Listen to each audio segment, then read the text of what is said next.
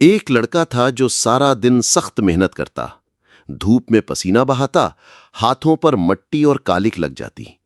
شام کو جب وہ تھکا ہارا اپنے گھر پہنچا تو ماں کے پاس گیا۔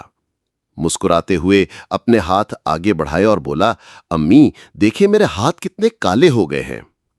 ماں نے پیار سے بیٹے کے ہاتھ تھامے، ان پر نظر ڈالی اور نرمی سے کہا، بیٹا یہ ہاتھ اگرچہ کالے ہیں مگر یاد رکھو جس کے ہاتھ کالے ہوتے ہیں اس کا منہ کبھی کالا نہیں ہوتا۔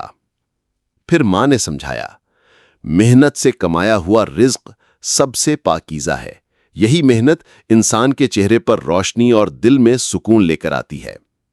راوی رسول اللہ صلی اللہ علیہ وسلم نے فرمایا، کسی انسان نے کبھی ایسا کھانا نہیں کھایا جو اس کھانے سے بہتر ہو جو اس نے اپنے ہاتھ کی محنت سے کمایا ہو۔ ترمذی۔ یہ سن کر بیٹے کے دل میں فخر و اطمینان کی ایک عجیب سی روشنی بھر گئی۔ واقعی محنت کرنے والے کا منہ کبھی کالا نہیں ہوتا۔